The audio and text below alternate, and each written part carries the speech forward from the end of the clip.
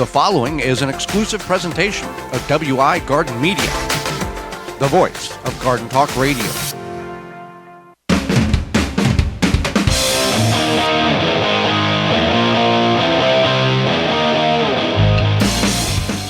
Coming up on the program today, we're going to discuss 5 keys to a better garden next year, as well as fall cleanup, what you clean up, what you leave alone. And our guest is Leo Carver will be with us, and will answer your garden questions. The hour is full, so join us. You are listening to the most informationally packed hour of garden-focused radio in the country and on the internet with your host, husband and wife team Joey and Holly Baird. This is the Gardening with Joey and Holly radio show. And welcome to another edition of the Gardening with Joey and Holly radio show. Happy to have you along. I'm your host, Joey Baird. Beside me is my wife, co-host, best friend, and gardening partner, Holly Baird. This program is for you, about you, to help your garden grow better, to maintain your landscape, grow healthier trees, make your grass look greener, as well as preserving what you grow. Happy you're tuning in. Whether you're listening to us on one of the 18 AM and FM frequencies broadcasting our program here in 2024 through a radio app, through our parent website, thewisconsinvegetablegardener.com, under the Season 8 tab at the top of the page, in-studio video replay, podcast replay, however you're doing such. Thank you for allowing us to be part of your day. If you want to be part of the program, send us an email. There's one way to do it at gardentalkradio@gmail.com. That's gardentalkradio@gmail.com. Or you can give us a call toll-free, coast to coast, at 1-800-927-SHOW. That's 1-800-927-7469. Well, before we get in the program, it's time for this week's Joke of the Week. Yeah, the joke of the week is, where do bugs get off the train? Where do they get off? At the infestation. So this week's garden joke is brought to you by Rescue.com. American-made rescue products keep your family, home, and yard protected from pest insects like wasps, hornets, yellow jackets, flies, ants, and more. Learn more at Rescue.com. That's RESCUE.com. That joke was sent to us by our good friends at Rescue.com, who are returning next year for Season 9. So we appreciate their loyalty to the program, and we appreciate you to, as listeners, buying their product that we let you know about, and supporting them so they can support us. We have a lot of great companies that we do a lot of hard work and hourless, timeless work in order to obtain the reputation and the sponsors that you hear on the program throughout the hour. So let's get in the program, Holly, and we're going to discuss 5 ways to improve your garden next year. Though this year is still happening, some I've seen on social media that, why is this happening? My garden's terrible, worst year ever. Variety of different, your mileage may vary based on where you're at. Too much rain, not enough rain, fill in the blank. So we're going to go over some things here that we can either reflect on this year and alter for next year, or include next year in order to make our great garden this year even better. Yeah, so first one is, just your knowledge, take from your experience. So maybe you learned that you didn't like a certain variety of plants, or you learned that there was a low area in your yard, and now you know that, so you can either build it up, and that low area was causing some like flooding or pooling, and now you can build it up a little bit to help prevent that. That is the case. Even if you think you have good drainage, what you want to figure out is, do you really? Because, it may rain an adequate amount, an average amount, and you think the water is percolating through the soil at a decent rate. But what if you do have those anomalies where you get that 1 or 2 inch rain in a very short period of time? Can your yard or your garden sustain that and not be floating down the river? So there's ways in which you can test your soil and see how quickly the drainage occurs. You can dig a hole about 1 foot deep and pour a 5-gallon bucket of water. How quickly does that 5-gallon bucket of water go into the hole and percolate through your soil? If it sits there for a long time, you got a very dense soil. You got very clay soil.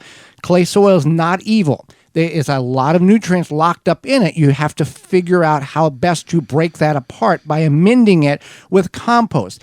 If your soil if you're putting that water in the hole with a 5-gallon bucket and it's going down and disappearing quicker than it comes out of the bucket, you got pretty sandy soil. So you're going to have to add something, because that's not good either. That's the opposite side of the spectrum, that you're not retaining that moisture in which you need for grass, trees, and shrubs or vegetation in your garden.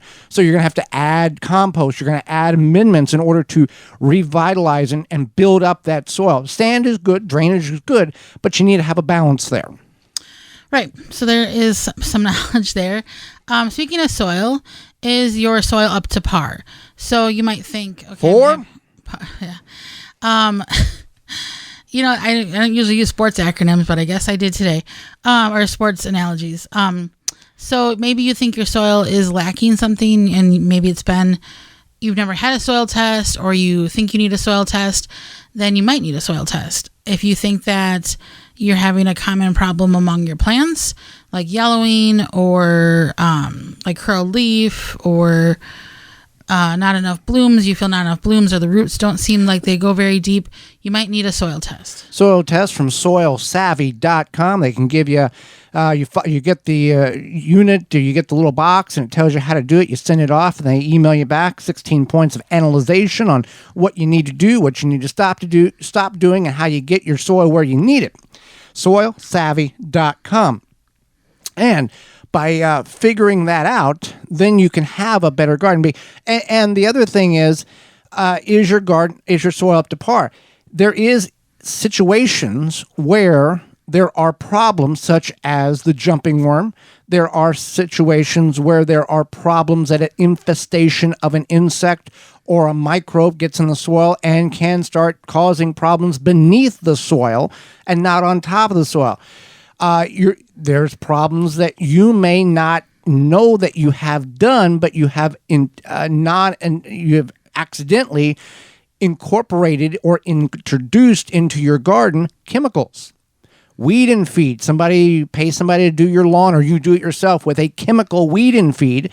You've mowed the grass, you've composted the material, it looks great, looks like the stuff you get at the store, you put it in your garden, and that active chemical in it, that 2,4-D, that broadleaf herbicide, is still active, and it is destroying your plants, your eggplants, your bean plants, anything with broad leaves, your tomatoes, anything, and it's curled and it's disformed them, because that's what that chemical does. That gets rid of the lamb's quarter, the dandelions, those things in the lawn that people don't want, so they can have that pristine lawn. So there is a way of remitigating your soil, but it can take years. We did a talk a handful of years ago at a local library, and somebody came up and said, hey, this is what's happening to my garden, exactly what I described to you. And we said, okay, we started processing what do you do? What do you add? Well, we add compost. Where do you get the compost from? Lawn clippings. What do you add to the lawn? 2,4-D or weed and feed. They had massive amounts of compost in which they had incorporated the lawn clippings in from their lawn, in which they had chemical treatment on, and it has ruined their garden. They had yards and yards of compost was mixed in with this.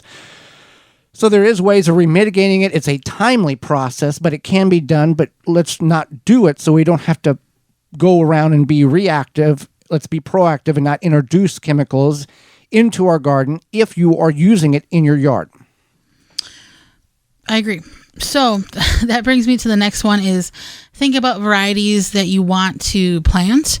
So maybe you this was your first or second year gardening, and you planted a variety of tomatoes, a variety of peppers, a variety of XYZ. And you're like, you know what? I really didn't care for this particular variety of whatever. It tasted terrible. Yeah, it tasted terrible. Or like, maybe you don't like green tomatoes as much as you thought you did. When some people, and here's the thing, like giant white tomatoes, I think they're incredibly sweet. Other people who I've said, hey, try this, they're like, these are terrible. Yeah.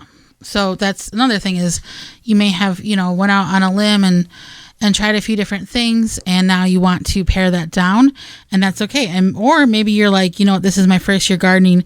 I kept it pretty straightforward. Now I want to try some other things and try some new things that I've established some skills. Farmers markets. Now is the time, the prime time for every summer crop to come out of your garden. Farmers markets have them. This is a time in which if you want to explore varieties, go to your local farmers market. See what they have. Go, I didn't know there was a purple tomato. This is black crim. It's delicious. I'm going to grow this next year in my garden. Or this particular cucumber. Or this particular pepper. Whatever the case is, this is a time to go and you can buy one, see it. Hey, and then if it's good, let's say it's the pepper and you like habanero pepper. You didn't know you like habanero. Habanero is very hot pepper. Save the seeds from the plant, from the pepper that you got from the farmer's market, and you've already got your seeds for next year. There you go. All right, so then the other thing is will you expand? Will you decrease? Maybe you're going to add more containers. Maybe you're going to do like a soft launch, expanding by adding more containers. Maybe you don't like exactly where certain things are in your garden. You have an option. Your neighbor's not, you can't move your neighbor. You can't move your neighbor. No. But maybe you realize now, like, hey, hopefully you didn't, build raised beds, but maybe you think about where you want to possibly move something or you want to add something. In that situation, it's a good idea to kind of plan that now, especially as we move into fall. You're going to start losing the leaf coverage on the trees, so you can make the decision before then to see what kind of sun you might have.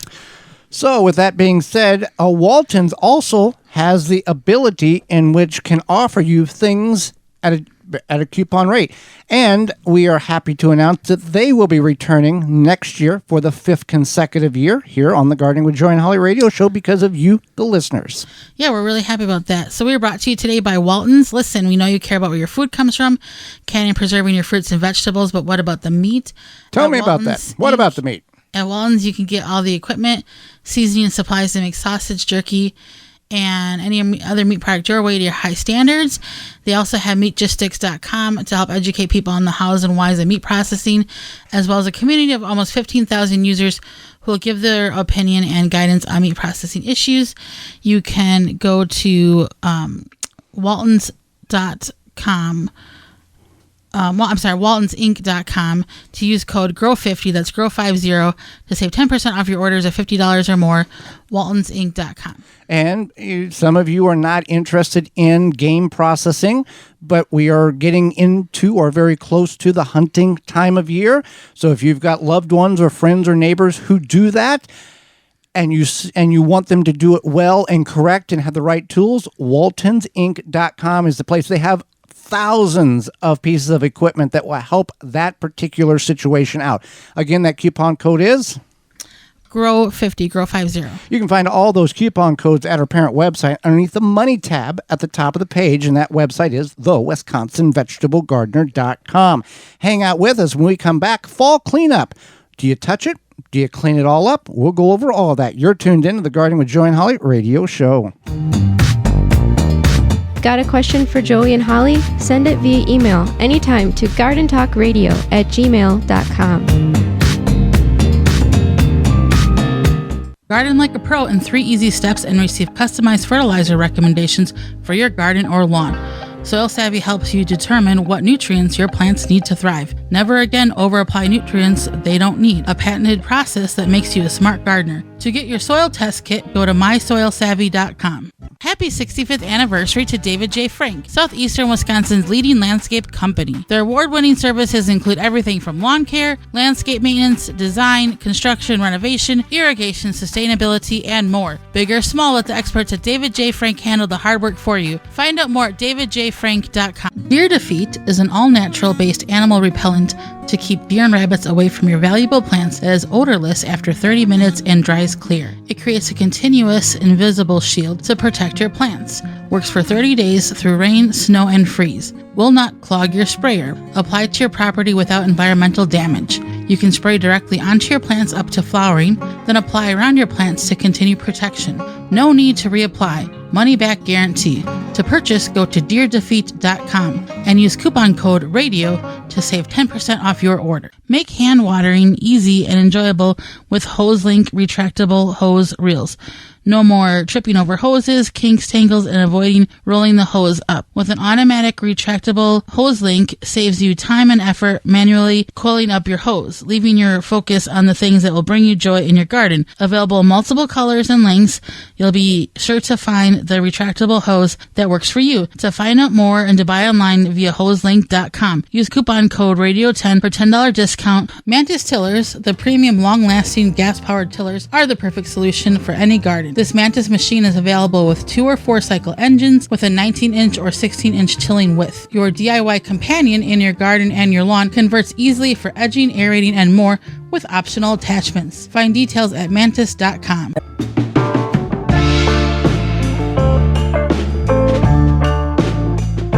Welcome back to the Gardening with Joy and Holly radio show. Thank you so much for allowing us to be part of your day.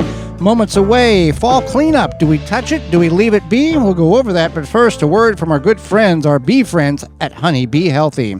Since 2000, Honey Bee Healthy Inc. has helped beekeepers maintain healthy and thriving hives.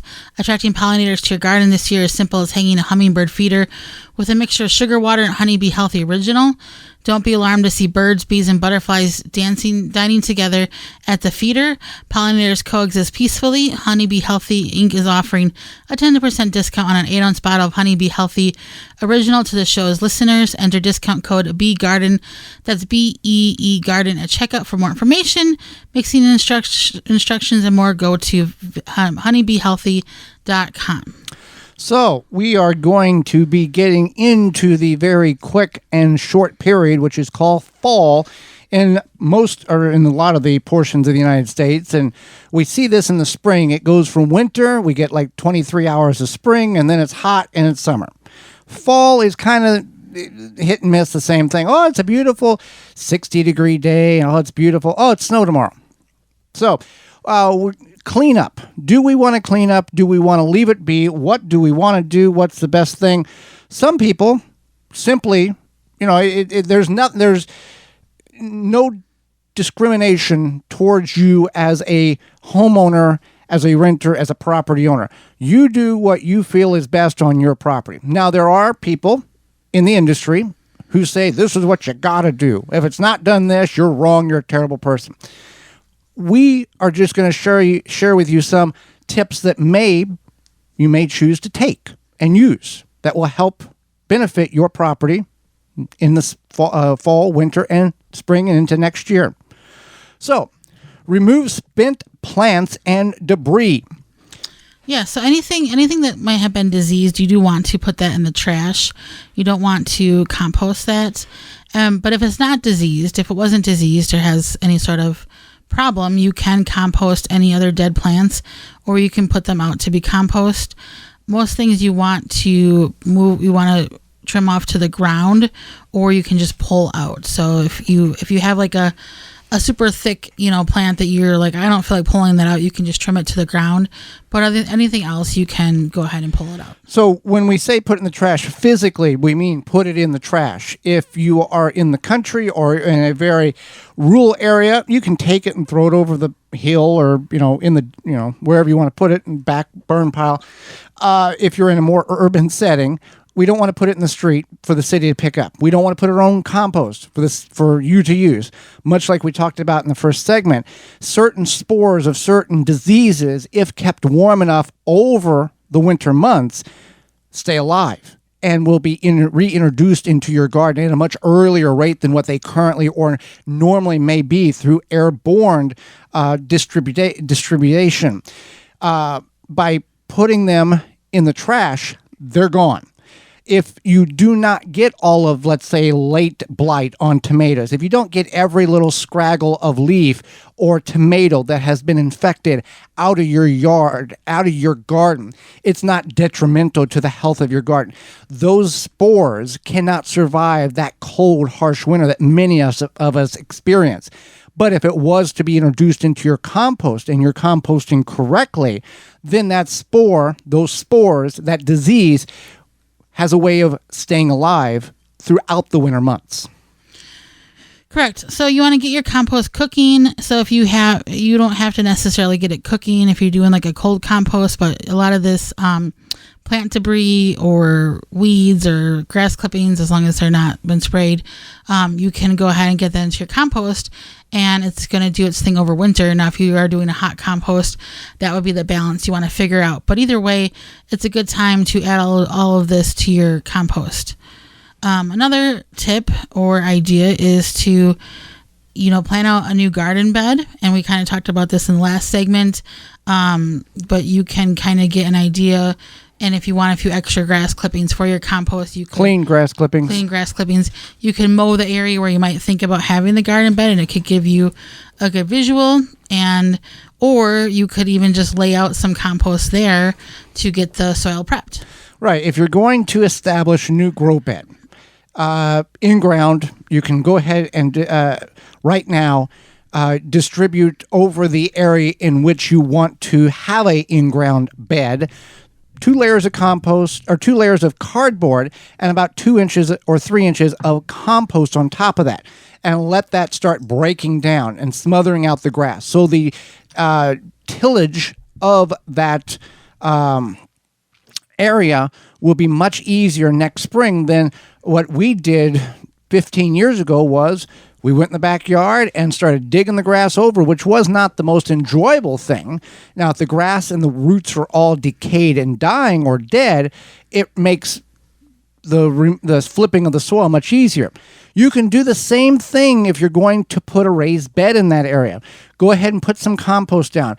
If you don't have the compost at this time of year, or you don't want to go purchase it, which may be at a reduced rate in bulk because they're wanting to get rid of it, or even in bag, you can put the cardboard down and lay some debris on top of it, logs, wood, rocks, in order to begin to get that grass to smother out underneath it. So you have the limited opportunity for those weeds or thistles or difficult grasses to grow up inside of the raised bed and cause havoc on your vegetation. Yep. So then I just want to make sure we do touch on this real quickly. I know we talk about growing garlic, but don't forget it's fall. Yep. And you want to plant your garlic. So just a little reminder there. And then, so you want to use, so next idea is to use your fall leaves. A lot of people don't think about using their fall leaves. I know we've talked about it a lot. We talk about it all the time, but just a reminder, you want to use your fall leaves. You can put them over your garden bed. You could even rake them up and use them, save them for mulch in the spring. But no matter what you do, you want to make sure you use those fall leaves. It's like money from the trees. Yeah, the trees have a very expansive root system. It doesn't go down, dozens of feet like some people may depict it. It's in the just top couple of inches or feet of the ground, but it's pulling out a lot of nutrients. And it's got to pull a lot of nutrients out of the ground in order to create these leaves in the spring. It's a phenomenal piece of nature in which you can have this brown stick in the winter, and in the spring and in the summer, it flourishes out of making leaves. And it is a way to cool your house and shade your lawn. And then in the fall, it gives those leaves back with the nutrients in which it's pulled from the soil. So you can put that back into your garden, your flower beds, or mulch it and put it into your yard. If you don't have a garden, mulching leaves for soil nutrients in the grassy areas is completely acceptable as well. That's a good idea as well. So then you want to consider crop rotation. Maybe you want to move some crops around. If you have a very small garden, you probably can't move them super far around, but it is something that you can note from this year for next year and keep that in mind. Crop rotation, what does that mean? Well, if you've got tomatoes in a bed, let's just go raised bed because that's an easier description here. You got a 4-foot by 12-foot raised bed. You had tomatoes in it this year. Do you want to put tomatoes in it next year? You don't, not necessarily. Now, we have planted tomatoes in the same bed 2 years in a row. We do not expand beyond that time frame because the soil can get depleted. Now, we refurbish the soil with new compost. Now, if you're in a situation where, years ago, Holly, it was like you never plant the same thing in the same spot ever. If you do, you're a horrible gardener. Now they've come and it makes more sense now whenever it's explained in the manner I'm about to explain it.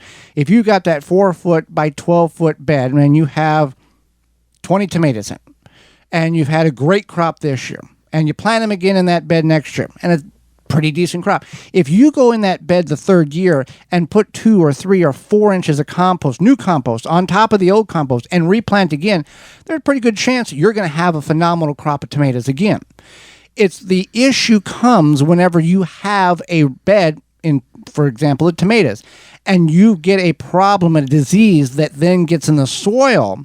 That's whenever a maggot or a slug issue, something of that magnitude, where they have now, or a tomato hornworm, they are in the soil itself. Then that's whenever the time is, hey, I've planted tomatoes in this spot multiple years and refurbished the soil with more compost, and all of a sudden I got hit with everything. I need to move these tomatoes to the farthest away bed that I have or grow space that I have and let that bed plant something else in it for 2 or 3 years in order for everything to kind of reset itself. Yeah. You want to keep that in mind, the crop rotation and all of that. So another thing I want to mention was removing and maintaining your garden supports. So this is important. A lot of people don't always think about this, whether it be a trellis system that they built, tomato cages that they bought, even just something like a Florida weave where you have a bunch of twine to support the tomatoes and you're using like T-posts to support that. You want to make sure that you are looking at the if it's breaking down, especially tomato cages, they do break down over time, and maybe you can get creative to kind of repair them or find another use for them. But you do want to make sure that you are removing them from the garden, and if it makes sense, if you have something huge that you're just going to leave in there, that's fine too. But if it makes sense to remove them from the garden for winter, you want to remove them and then just kind of check them over to make sure that they are they're going to work for you the next season. Now, if you've got plants that are not diseased, let's say you've got some pepper plants or corn or sunflowers that have at the time of end of season has been, you've harvested the corn, the peppers are frost, and they're dead. Sunflowers, the birds have picked them clean. You don't have to wipe the garden completely clean and go, well, it's now bare soil, we're good to go next year. You can add the leaves like we talked about earlier. You can also leave some of this vegetation. Though it's dead, you can still leave it in the garden for good insects, bad insects, to allow them to have a place in order to live over the winter. When you wipe everything clean, you're telling nature, hey, we'll restart in the spring. Maybe things will be good. When you leave certain things, the leaves, when we brought leaves in our garden, we would mound 2 or 3 foot tall mounds, windrows, if you want to call it, or, little rows of leaves. And by June, they would all be broke down. But what my point is, we put them in, let's say October, November, we put these leaves in. We would go we would go late November, early December. If there wasn't any snow on the ground and it was just cold, we could go to those leaf piles, pull them up, and we would see the mycelium, and we would see the fungi, and we would see worms and bugs and creepy crawly things all amongst underneath the leaves next to the soil level. They were hibernating and using that as a habitat in order to survive over the winter, and it gave some place for them to go. You're going to have good bugs. You're going to have bad bugs. That's called an ecosystem. You can't have all good bugs, and if you have all bad bugs, you've got a problem as well because you're using something to kill everything, and the bad bugs are stronger than the good bugs. So bring those leaves in, leave some of that standing vegetation that's not been problemed by disease, and allow the insects to hibernate and habitate into your garden so you can have a better start next year. Well, summer's in full swing. It's hot in a lot of places, Holly. And the Japanese beetles are wreaking havoc on many of our gardens. If you're looking to successfully control beetles without damaging the environment, look no further than Beetle Gone from Phylum Bioproducts. Derived from a naturally occurring soil bacteria, Beetle Gone is the only organic solution that successfully controls beetle invaders. Just mix the powder with water and spray on your plants. Once ingested, the targeted pests will stop feeding and die. And since it's an organic BT product, you know it's a great choice to use on your fruits and veggies in addition to your ornamental flowers and trees. The best part about Beetle Gone, it works, and it does not affect beneficial insects such as bugs, such as ladybugs, butterflies, and bees. And it has no water toxicity. You can find it at beetlegone.com. That's beetlegone.com. Hang out with us when we return. Leo Carver, author, will be with us. Leo Carver, author, will be with us. You're tuned in to the Garden with Joey and Holly radio show. Have a garden question? Give Joey and Holly a call now or anytime 24/7. Just dial 1-800-927-SHOW. If you can't get through, leave a message and they will call you back. Call now 1-800-927-SHOW. Take the guesswork out of composting with the AeroBin 400 or smaller 200 for easy composting. The AeroBin mimics how nature decomposes waste. The AeroBin is easy to use. You prepare your balanced organic waste, just open it up, drop it in, and close. After a short time, fertile compost is produced, which is easily accessed via the lower side door. The thermal insulation in the AeroBin conserves heat, leading to rapid breakdown of the biomass and works efficiently year-round, even in cooler regions. There is no need to turn the biomass, and it is patent rodent resistant. It has little odor and can kill annoying weeds and seeds. It is BPA free. The AeroBin 400 or 200 comes with a reservoir at the bottom to collect the leachate.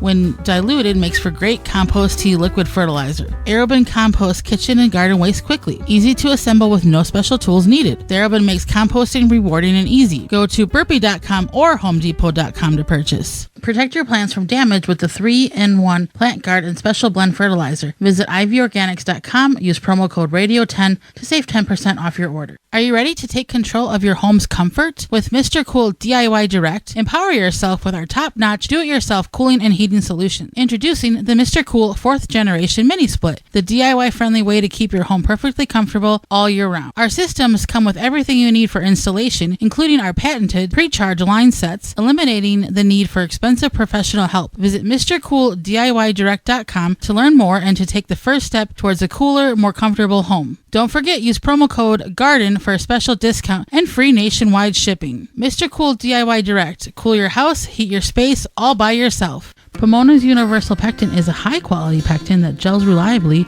with low amounts of any sweetener. If you're trying to reduce the amount of sugar in your diet, you'll love Pomona's Universal Pectin.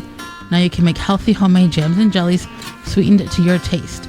You can use sugar or honey to sweeten. Pomona's Universal Pectin keeps indefinitely when stored in an airtight container. Easy to use, versatile, and comes with directions and recipes in every box. Find out more and where to buy at PomonaPectin.com.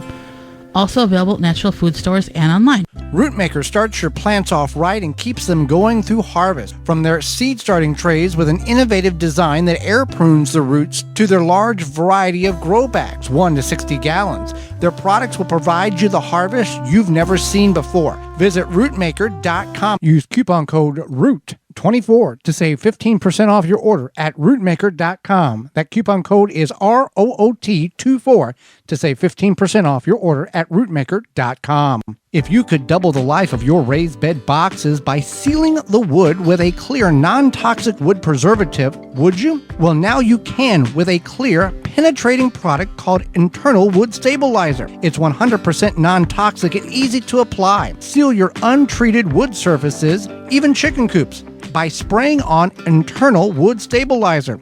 It's invisible, seals the wood from the inside out, and never wears off. Recommended by organic gardening experts. Internal Wood Stabilizer. Check it out at timberprocoatingsusa.com. Wind River Chimes will always be the inspiring harmony. With a large selection and customization options, you will find the sound that soothes you. Visit windriverchimes.com to shop.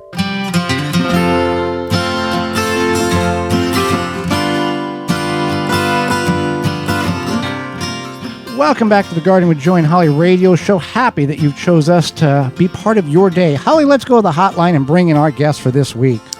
Leo Carver has been involved in teaching and promoting holistic wellness techniques for the past decade. Leo serves the community by teaching others about the powerful healing practices of meditation, yoga, Ayurveda, natural herbalism, and more. He has taught classes and retreats on these subjects in front of audiences from all walks of life with a talent for making these subjects relatable and accessible. His book is Growing Consciousness, The Gardener's Guide to Seeding the Soul. Welcome to the program, Leo. Oh, hey, thank you for having me. Well, thank you for taking time out of your day, not only to educate Holly and myself, but all of our listeners. So many people don't know what Ayurveda is. Can you, give a brief rundown of what Ayurveda is? Well, I'll try my best anyway, right? So Ayurveda is a 5,000 plus year old medical science that comes from ancient India. It primarily deals with, it's really a holistic science, but it deals a lot with diet and lifestyle choices and things like that to bring about a balance, between mind, body, and spirit, and promote the best health qualities within yourself. It's based on this principle that essentially if the body is within balance, and everything is flowing correctly, you will experience perpetual health. And then it can heal itself. And it's a sister science to yoga. Yes, definitely. Yes, a lot of the source material is similar, if not the same, and yoga is very much a part of Ayurveda. Well, what brought you into the gardening and holistic wellness genre? Was it something that you found early on in life, or was it like an aha moment later on, like, yeah, this is where I need to be? That's a good question. It actually, I can say both in some senses, because when I look back on my life as a child, I was always drawn to nature. And always, even before I really had a full concept of what it meant, always drew some kind of spiritual kind of oneness or freedom, if you will, that I felt while out in nature. I spent a lot of times outdoors and to myself, and speaking to God, if you will, and kind of just, I don't know, it's always been that kind of scene for me. And communing with nature in different forms. But in terms of where I am now, I was diagnosed with Crohn's disease in the early 2000s. And due to the lack of really any sign of a cure or anything like that, I immediately kind of sought out some natural means, and it was part of path that I was on anyway, my wife and I, and along that path, I discovered Ayurveda through if you're familiar with Dr. Deepak Chopra, through his work and through his center, I was introduced to Ayurveda. And because of the nature of Crohn's disease, with it being a bowel disease and having a lot of effect on one's relationship with food, Ayurveda just kind of aligned with what I think I needed at the time to heal. And with that going on at the same time, because Ayurveda is so pro healthy sources of food, eating with the seasons, just general healthy agricultural practices, I kind of was toying around with gardening and learning a little bit about gardening as far as like growing some of my own herbs and food and such. And both of these things were kind of happening at the same time for me. And so in that sense, with all that going on, I could say that I experienced some aha moments too. Right. And we speak to a lot of people, and whether they're religious or spiritual, the consensus is in nature, they have some understanding that there's something bigger than us that put all this together. Yes, most definitely. If there's nothing else, um, I would say that gardening is a perfect setting for if you want to convince somebody that there is some grand design. Because if you just look at the way that things fit together and the way that life is produced from seed, and you really pay attention to that process, there's so many parallels to life and to our general sense of being and oneness with everything, I would say. Definitely. So, can you tell us about your book, Growing Consciousness: The Gardener's Guide to Seeding the Soul? Something that, maybe kind of a brief description, and then something that would pop out that would pique the interest of our listeners. Well, really, a lot of the things that I've already kind of been speaking on. The book is more or less a collection of not only my thoughts on just presenting this way of gardening to the reader, but also some observations, some actual techniques, some aha moments, and in general, the purpose of it is to bring out the spiritual aspects, or I guess you could think of it in terms of deeper levels of awareness that are present within the gardening practice, and ways that you can find that. And so in the book, I wrote it with people from the wellness side of things in mind, more so because that's more so my wheelhouse, and trying to introduce them into gardening and using that as another a way of finding that mindfulness space within their life. But in the process of writing a book, and also in growing myself as a gardener, it also is presenting this information in a way that I think is reachable for somebody who's just coming purely as a gardener to this book, and just wants to, I think that something I have found in the gardening community is that regardless of one's faith, or even I would assume even if they're atheistic, there's a sense of what I'm terming spirituality, that one can feel just from communing with nature. It's a natural setting that I think we react to in all our levels, and I try to capture that in the book as best as I could, or at least my take on that, and how one can cultivate those things and bring them into their lives more.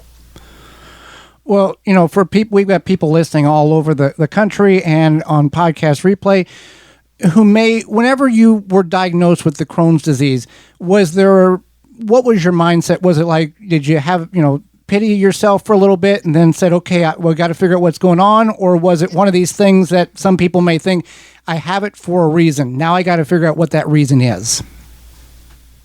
Again, a little bit of both, honestly, because I think it's natural when you're going through something that serious, and especially the way that it happened in my story and so many that I've heard. I dropped weight drastically really fast, and they didn't really know what was wrong with me. So of course there was this period of panic there. Mm-hmm. But as somebody who has always kind of been spiritual in that sense, or always tried to look at some of the deeper meaning behind the things that I was experiencing in life, I naturally kind of saw this as that too. Where's the lesson in this?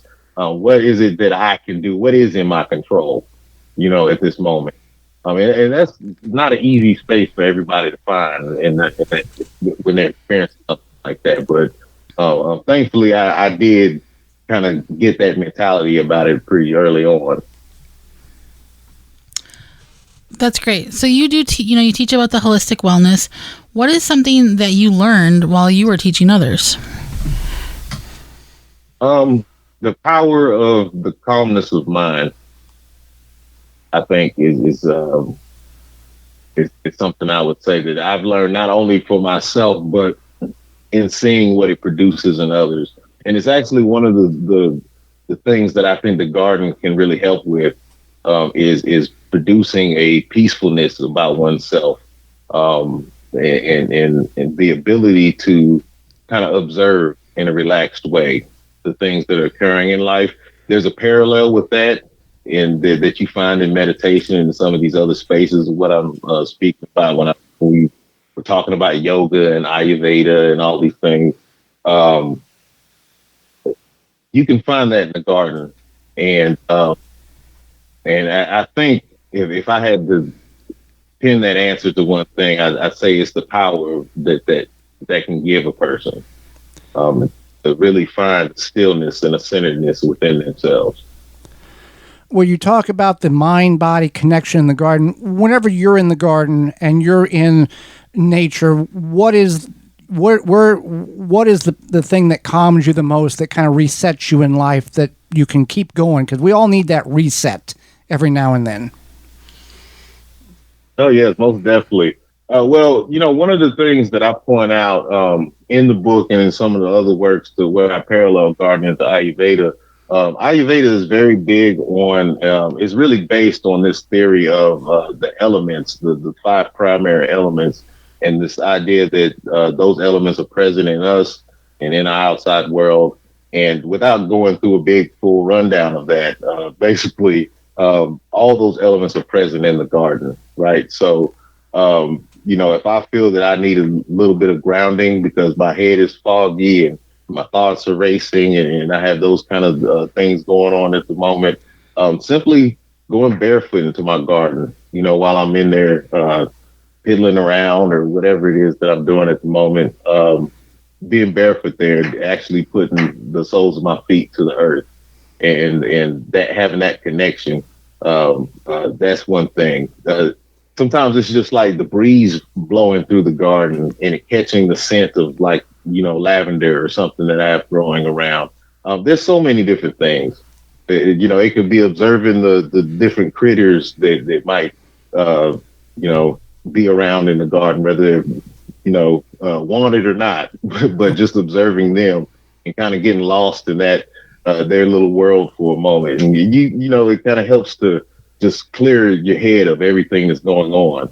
And, I think it does take some practice or some intention to see things with those eyes, but I think it's available to anyone to kind of tap into those moments. And I'll add one more. No matter what you're going through, somebody's going through something worse than you. Yes, and always remembering that. Yes, that definitely helps. Okay, so we definitely we've really enjoyed having you on the program. How can people find out more about you and your great information? Yes, I appreciate you all having me. I'm active on social media, primarily on Instagram and Facebook, just under Leo Carver. You can keep up with a lot of the work that I do. I do with my wife, Dr. Melissa Carver, and you can go to her website to keep up with some of the events that we have. Like we do an annual rejuvenation retreat here in our state of Kentucky, and do different speaking engagements. Those will always be posted on her website. That's drmelissacarver.com. But as I said, in general, the socials, just looking me up as Leo Carver. I'm pretty accessible in that way. Well, we appreciate the time you've offered us, not only educating Holly and myself, but all of our listeners. We thank you very much for your time. Well, thank you for having me. Absolutely. And when we return, it's Your Garden Questions and Our Garden Answers. You're tuned in to the Gardening with Joey and Holly radio show. Got a question for Joey and Holly? Send it via email anytime to gardentalkradio@gmail.com. A non-selective herbicide that is also USDA Bio-Preferred certified? You bet. Say goodbye to Roundup and hello to No More Weeds by Naturally Green Products. No More Weeds kills weeds with no harsh chemicals and no glyphosate. Safe around pets, No More Weeds has a proprietary sticking agent to use around gardens, pools, decks, patios, anywhere there are weeds. Available online at natgreenproducts.com, Amazon, and Walmart.com, Order yours today. The same great company that brings you no more bugs. Jung Seed Company is a family-owned and operated seed company since 1907 with the largest selection of seeds and plants online. Use coupon code 10TG24 to save 10% off your order at jungseed.com. That coupon code is 10TG24 at jungseed.com for 10% off. Your mosquito frustrations are over. Now with Mega Catch, suitable for residential and commercial use. Mega Catch mosquito traps produce a vast array of mosquito-attracted stimuli, including safe CO2, and can attract mosquitoes and other biting insects up to 150 feet away. Easy to use and set up. The Mega Catch is ready to make your outdoor space comfortable and enjoyable at megacatch.com. Use coupon code JOEYB, my name Joey B, at checkout and receive 20% discount on your entire trap order at megacatch.com. Garden like a pro in 3 easy steps and receive customized fertilizer recommendations for your garden or lawn. Soil Savvy helps you determine what nutrients your plants need to thrive. Never again over-apply nutrients they don't need. A patented process that makes you a smart gardener. To get your soil test kit, go to mysoilsavvy.com. Soil Diva Liquid Microbe Stimulant Spray improves the health of your plants you work hard to grow, stimulates the natural enzymes, and increases beneficial soil bacteria. Go to soildiva.net. Soildiva.net. Water supply tanks provide BPA-free, long-term safe storage for drinking water from 35 to 1,500-gallon tanks. Water supply tanks has you covered. From preparing for unexpected needs, off-grid property, easy gardening access, and more. For questions and to order, visit watersupplytanks.com and use coupon code GARDENING10 to save 10% off your order. Welcome back to the Gardening with Joy and Holly radio show. Happy to have you along. Thank you so much for being with us. It's time for your garden questions and our garden answers. If you've got a question, send it on over to gardentalkradio@gmail.com. That's gardentalkradio@gmail.com. Or you can give us a call toll free, coast to coast, at 1-800-927-SHOW. That's 1-800-927-7469. We're going to go to the hotline, Holly. Ed from Worthington, Minnesota, listening to us on WNAX 570, longtime listener and supporter of the program, has a couple of questions for us. Yeah, this is Ed, Worthington, Minnesota. 2 questions. Strawberry rhubarb, that's very spindly. Is this a good time to split it and transplant it? Also heard ashes would make it flourish. I don't know if that's true. So, and the second question, I got a fern peonies. The seeds were brown, so I plucked them, and I'd like to start some new ones from seed, see what my luck is. I feel most confident in your answers, so thank you very much. Well, thank you, Ed, for listening and the confidence you have in our program, longtime listener. With the rhubarb, the spindly rhubarb, now is a good time to divide and replant. Is it not, Holly? Yes, you want to do this in late fall. So not quite now, but when it gets to be late fall, you want to go ahead and separate the rhubarb from, however you see fit, but it's best to do that in the late fall. Ash is not recommended for rhubarbs because rhubarb prefers slightly acidic soil, and wood ash makes soil more alkaline. Rhubarb grows best when your soil pH levels are between about 5 to 6.5, and wood ash wouldn't be appropriate for that soil and shouldn't be added to soil that's higher than 6.5 on the pH scale. So that is not a good recommendation. Thank you for checking that out before you applied it and then tried to fix the issue there. The peony seeds, Holly. Yeah, so you can start those peony seeds in late fall or early winter. I think I would personally start them in late fall. You start them indoors. You let them grow throughout the winter, and then you would plant them outside in the spring after a risk of frost or a chance of frost. And you do that inside, right? Yeah, you would keep them inside until you want to plant them outside. All right. We had a question come in from WCRN 8:30 a.m. out of the Boston area. Hey, you two, I listen to your radio show when I can, live in Massachusetts. We did have a local garden radio show, but they have dropped away through the years. Question: a critter must have planted a flowering dogwood for me a couple of years ago.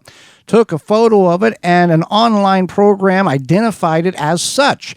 It can stay where it's at for another year, but eventually it must move. When is the best time to transplant it, spring or fall? It can stay where it's at again until through winter if it needs to be transplanted in the spring. Thank you, Arthur. Arthur, we appreciate you listening to our program. And transplant your new dogwood. I guess it's new. In late fall or early spring. Both are acceptable when the air is cool and the ground is moist. Water the transplant tree regularly until it becomes established or it gets too cold for the ground to accept the watering in which you are applying. You could also could apply mulch around that plant as well, regardless of when you are planting it. Just don't volcanic mulch it. We do not like volcanic mulch. So we got another email said that came in from the Milwaukee area. I extracted 200 square feet of crown rot infected rhubarb from the home garden. That's a lot of rhubarb. How do I amend the soil for Your family would not like that. No. How do I amend the soil for future plantings? This presents a great dilemma for me. I'm affiliated with the Wisconsin Master Gardeners, so I need help. Also, how do I eradicate Creeping Charlie, which is overtaking the lawn? Thank you for your help. Janine sent that in. Okay. So for the amending the soil with for the rhubarb, the rots, crown rot, you would want to. You want to make sure you do pull out all of those plants, all of the roots or the crowns, and then as much as you can. So you want to make sure you dig all those up and get rid of them. But then you want to use either a rich compost soil, so something that is very highly dense in nutrients. So you could call like your local garden center and see what kind of rich compost that they have, or you can use a slow release all-purpose fertilizer, and whatever it says. So if it says it's good for a couple months, then you would want to apply it again in a couple months. And for the Creeping Charlie? Oh, for the Creeping Charlie, there's not really a lot of options for Creeping Charlie. Move? Yeah, move. There was something that said online about borax. Yeah. You can try that. I don't know if it works or not. Your mom's yard is basically a few blades of grass, and it's all Creeping Charlie. Creeping Charlie, yeah. So otherwise, you can just pull it out. That's kind of the best option. You can utilize herbicides for it. I do not recommend that, but that's up to you. If it really irks you that much, that's an option. But it tends to be like pull it out. But it's extra evil because it has this underground rooting system, just like raspberries, and blackberries. They tunnel underground, and it's a terrible, terrible thing. All right, next question here. My tomatoes are finally coming in, yay! But I have picked off multiple hornworms from all the plants. I can't win. Any suggestions? Yeah, you want to get some garden seed, and you want to put bird seed, not garden seed, bird seed, and put in your garden. I would like some garden seed, please. Put in your garden, but put it up higher. So put it up like to the same height as where your tomatoes are. Okay, you get some tuna cans. Empty the tuna cans. Like the bottom of a water bottle. Yeah, cut it so you have about an inch, 2 inches. Nail it to that post. Elevate it at the same height as the top of the tomato. I was gonna say a post. Use a post. And a wooden post. And you want to make sure it's at eye level kind of to the tomatoes so that these birds will come. They'll be picking at the bird seed, and then they'll see, oh, that's a tasty, delicious worm. And then they get the worm. Now, we've done that, and we have never had tomato hornworm problems since we started introducing that into our arsenal.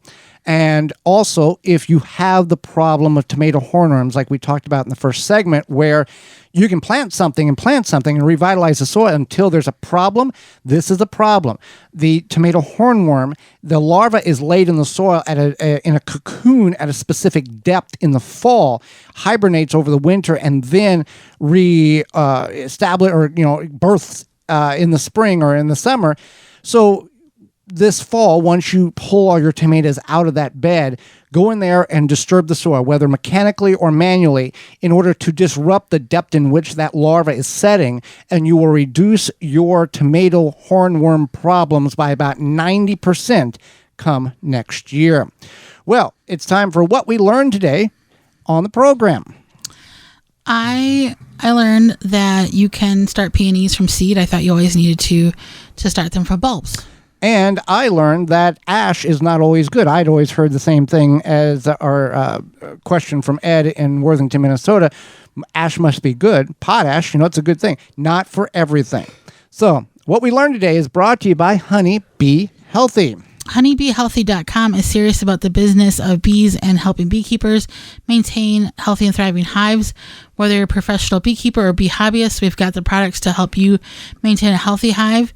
Honeybee Healthy products are made in the USA. Visit honeybeehealthy.com. Tune in next week, where we will be talking about seed starting. Yes, it's fall, but we want to get a jump start, and a lot of our program starts in the spring in March, where in some areas seed starting has already begun or is partially through. So we want to go over seed starting next week in order to kind of get everybody on the same starting point, and so we can have a successful seed starts, as well as discussing nut trees. And our guest is Garden Like a Viking YouTube channel, Nate Mern, will be with us, and we'll answer your garden questions. So until next week, for Holly Baird, I'm Joy Baird, and we will see you in the garden.